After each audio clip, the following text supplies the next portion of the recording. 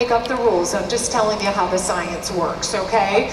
But one of the reasons that they did this, and obviously for a survival reason, but they wanted to put us in these extreme conditions because they knew that only a very small percentage of us would go on to fly high-speed fighters on and off of aircraft carriers. And what we can't afford to have happen is essentially when my asset is strapped into your asset, 1,000 miles offshore at night on fire with no other place to land, that is not suddenly the time I go, oh my gosh, I can't do this. This is too hard, right? So they want to put us in these situations where we are paralyzed by fear, because the fear of failure is one of the most universally paralyzing things we all suffer from, fighter pilots included. And what happens is that when we're afraid to fail, we pass up really, really valuable opportunities simply because we're afraid to fail. Unfortunately, the overwhelming majority of us underestimate our ability to recover from failure. So what do we do instead? Things are getting kind of dicey, things are changing really quickly, and we go, ooh, I'm gonna wait this one out, right? I'm gonna let those guys go first and see how it works for them, right? Smarty pants. No, but what happens is that when we're waiting, when we think we're playing it safe, we've actually put ourselves more at risk because somebody else that you just don't see has already put their head out. They're going around the corner, they're going for it. And now the best that you can hope for is maybe you'll be able to catch some of the crumbs, maybe you'll be able to catch up. But you no longer are writing the rules. All you can do is adjust and react. And we don't want to be in that reactive position. We want to be driving the engagement. So don't be afraid to fail. Don't be afraid to go first, to implement different ways of doing things, of collaborating, of reaching across the aisle and saying, how are you doing this? How are you making this work? Because failure is going to happen. It's just what you do with it on the other side that defines who you are and eventually what your organization will become. Now, who in here loves a good bar graph? Anybody? Yeah, okay, like 2 people, good. This is for you, I'm a pleaser. So this is the only one you're gonna have today, but Louis Schiff did a study several years ago and he asked a bunch of performance-based questions. This is one that stuck out for me. He asked people, do you agree or disagree with the statement, failure has taught me what I'm good at? Now don't get too hung up on the money metric of this, I want you to think kind of big picture here. When you look at those folks who have a net household income of $50,000 to $80,000, only 18% of those people agreed with that statement. When you start moving up the chain just a little bit and you look at the $10 to $30 million club, probably a handful of you in this room, right? And we're here to network, so now it's time to raise your hand, right? Because we want to learn from you. 80% of you would agree with that statement. You go to the uber wealthy, or what I would consider uber wealthy, fully 95% of those folks would agree with that statement. So what is this actually about? This is about how you perceive adversity and failure, and whether when you run into these roadblocks or you stumble in a very grand way, you let that completely define who you are and what your potential is, or you go, okay, what can I learn from that, and keep moving forward. So this is about those limiting beliefs that all of us have, and I'm not going to get all HR velvet hammer on you here, but from a performance perspective, we need to know how we individually respond to adversities, because unbeknownst to you, how you respond is actually what then feeds down and pushes throughout your team.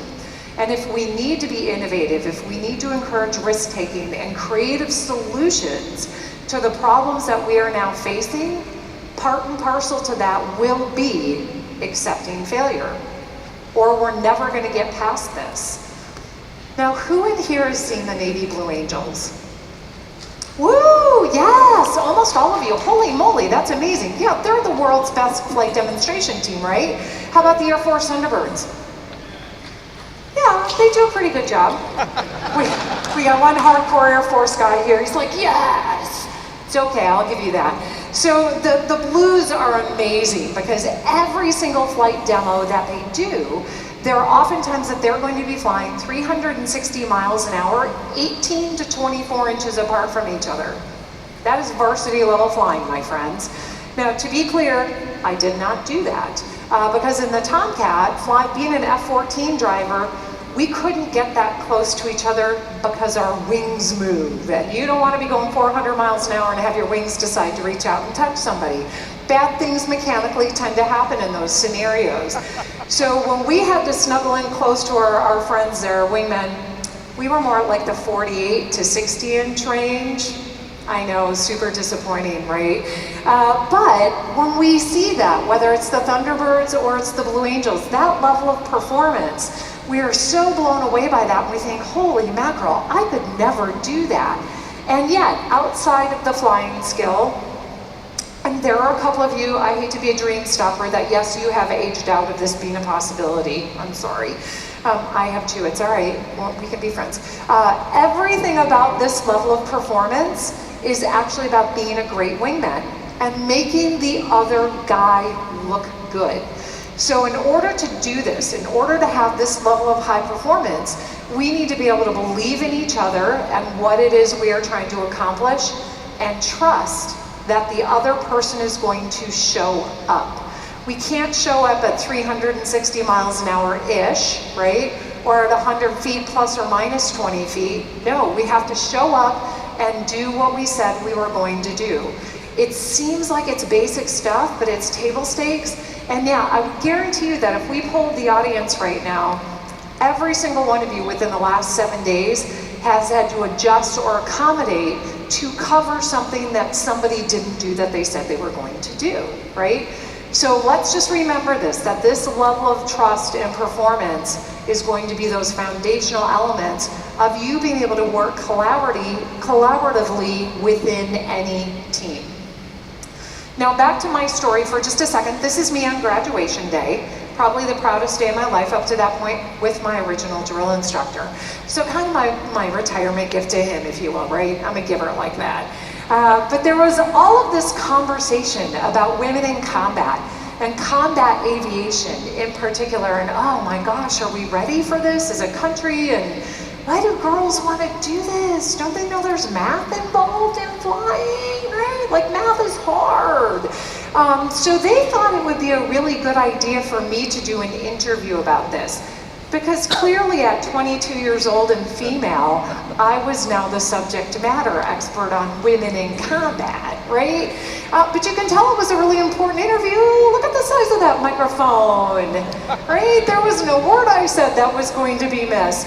Now, you would think that because we're trying to shift in big directions there, that they would give me some tips to succeed. I was terrified. I'd never been interviewed in my life, and this thing was going to be an international interview. So maybe a couple of talking points, right? Something like throw me a bone here. Oh, they gave me nothing. Instead, my drill instructor was standing there, heels together, toes at a 45-degree angle, and a face that you could have carved in granite. And all he said to me was, "Do not F this up." So that's my communications training for you when you find yourself in extremis, or maybe you have to face the public because something not so great has happened. Just don't F it up and you should be fine, right?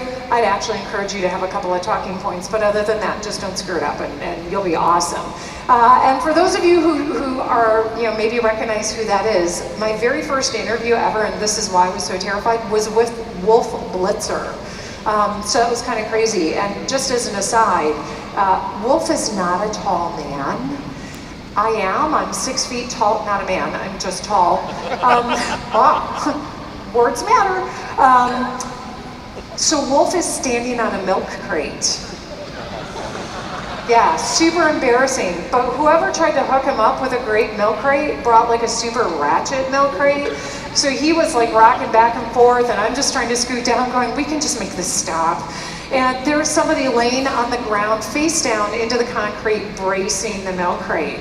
So just when you think your day has taken a turn, just remember you're not the guy face down in the concrete holding Wolf Blitzer's milk crate, right? Things aren't that bad. Oh, but all of these lessons learned and just, that being under that microscope and that stress make you realize that this teamwork and trust and mutual support just weren't like fluffy HR terms. It was how we had to live our lives to shape our culture. So I'm off to flight school now, and it takes about 2 years to become a winged naval aviator in the jet pipeline. And they're still not letting women flying combat jets. So I just keep moving forward thinking, well, as long as I perform, if the opportunity presents itself, nobody can ever say I got jets simply because I was female. They'll know I was qualified. But about 6 weeks before earning my wings, I ran into the biggest bump in the road. I got called into the commanding officer's office, and that is not a good thing. I mean, first of all, they're like old as dirt, right? No, they're like 45, barely relevant. And he had all of these people on speakerphone, so things are going downhill. And they start to tell me that since they haven't lifted the law that prohibits women from flying in combat, there's no room for me left in the Navy anymore. So I can either get out of the Navy or I can go to a non-flying job. Which did I want? All right, I was gutted. That was not what I expected. So I just said, well, can I have a few minutes to think about it? And, you know, they kind of grumbled and sent me on my way. So I go back into this briefing room where I'm surrounded by about 50 other student Naval and Marine Corps aviators. And this is where the being from the Midwest part comes into play. Because if you're not from the Midwest, but you have to work with people from the Midwest, we are very stoic people, right? Like, we're not super demonstrative. You can be talking to somebody and be like, whoa, hey Joe, you see your house is on fire, eh? And Joe's like, yeah. How about the Packers though, right? And like, nothing changes. Like, our eyebrows don't move. We're just like, we're like cold frogs in the winter time, because why would we want that drama? But I'm sitting here like this because I know I'm gonna cry. And it's not going to be one of those pretty, graceful 3D IMAX cries, right? Where you're like, oh, bless her heart, she's so sad. Oh no, it's gonna go straight on ugly right out of the gate. Like, as soon as you take that next breath and you kind of make that snorkel noise or that animal sound, you know that kind. And then it's just like Barney by the door because the snot starts pouring out of your nose, which is super horrifying. But then it hits your teeth and you're like, oh my gosh, it's so salty. But, so it distracts you for a second, but nobody ever talks about that. But what you might not know is there's no crying in fighter pilot world, right? You have to hold it all together. So I'm trying to hold it together, and we finish up, and I go back into the commanding officer's office, knock on the door, and just say to him, you know, sir, with all due respect, I don't want to get out of the Navy, and I don't want to go to a non-flying job. We need to find a third way. All right, you would have thought a straight line wind just hit that man. He went, you know, scaling back in his chair, his face all contorted, and I just said, thank you very much for your time, and I left. Because sometimes you just have to be able to throw it in there and run, right? Don't stick around to see the fallout, just stir it all up and get out of Dodge.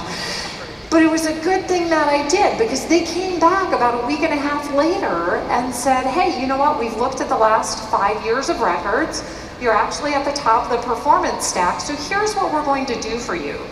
We are going to, assuming you continue to perform, in 6 weeks when you earn your wings, we're going to keep you here for a year and a half as a flight instructor so you can teach all the men how to fly so they can go live their dream.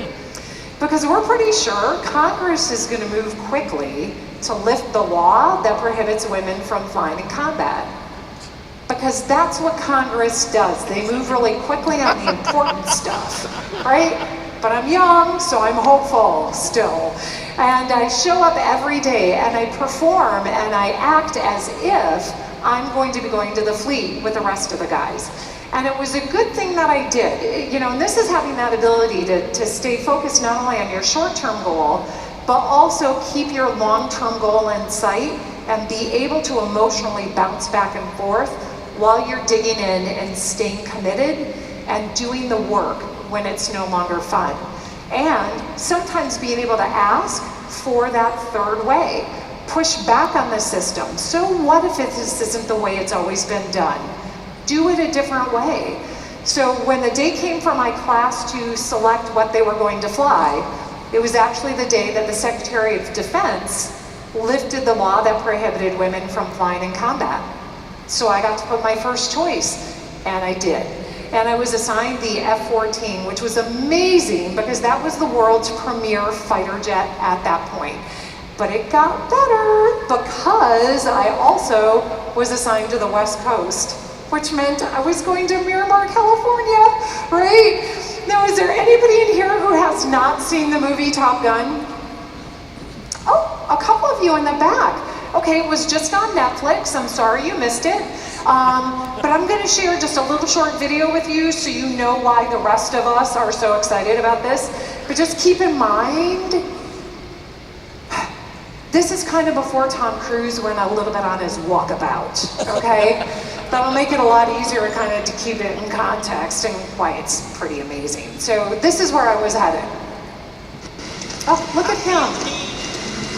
The need for speed.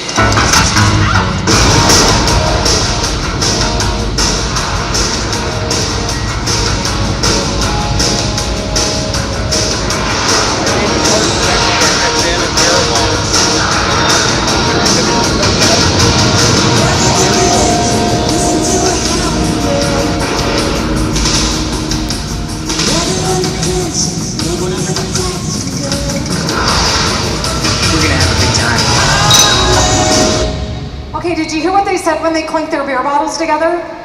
We're gonna have a good time. They're waiting for me, right? This is what I think. This is what you would have thought too. But I show up and I am like a new bear in the zoo. They're like, whoa, female fighter pilot thing. What is that? And I'm just like, do you all not have wives and girlfriends? Because it's the same gear. Only I fly, right? So it was this mind-blowing situation. But I didn't really get it. Again, being a pretty, easygoing Midwesterner, I'm like, I don't really understand what all the drama's about. The jet doesn't know the difference. It just wants to go out and fly. It doesn't care who's flying it. But what I learned very quickly was how important perceptions were. And that was me in front of my F14, right? And that's how I thought everybody viewed me, but that wasn't necessarily the case. But this is it's a challenge that we all go through, right? Is trying to figure out how do we make decisions based not on perceptions, but actually rooted in reality on a day-to-day basis. Now, when you put all of this together and you're under this extraordinary microscope of being the very first female out there, trying to learn how to fly the military's most difficult airplane, there's a lot of pressure. So we worked with these frameworks, and I'll just pounce through this. I'm gonna have a little text number that you can text some digits to and get a summary of this so you don't have to try to take notes on this. But when you think about the time that it takes and the value in operating at this high tempo of 80% is good enough, Harvard Business Review did a study several years ago and found 1 hour of effective planning can save you 200 execution errors. And I run into so many organizations that I work with from a leadership perspective who say, no, we get it, our team knows what we're doing, we don't have to take the time to plan. Well, that's where you're eating up so much of your time, is trying to fix these execution errors. So we always want to take the time to plan on the front end, brief our team, so everybody knows what they're responsible for, so the execution is boring, and then we always take the time to debrief. The debrief is where you make your money. The debrief is what allows you to operate faster than the threat, right? We have to be able to debrief to reduce our time to insight. If you're not debriefing on a regular basis, I guarantee you're making your life way more difficult than it needs to be. And we did this because we operated in these challenging environments. When you are 2,000 miles offshore at night with no other place to land, and one of your engines is on fire and the other one's about to quit, you need to be able to flex to that and adapt to that. And the downside of being based on the West Coast is that oftentimes when we went around the world in that westerly direction, the back end of that aircraft carrier was moving up and out of the water 30 to 45 feet. When you only had 6 feet of clearance to begin with, it doesn't take a math champ to realize you have yourself an angles problem. And one of you is guaranteed to keep going forward, and it's not going to be you. So we had to figure out how can we adapt and adjust when we are completely terrified. I am going to run a short video for you that shows what this looks like at night. An air wing struggling to get aboard the aircraft carrier in these very extreme pitching deck conditions. Now be mindful of the fact that at night, if you don't land when you intend to on the very first time, it increases your chances of a catastrophic mishap by several hundred percentage points. So as you can imagine, you tend to kind of suck up the seat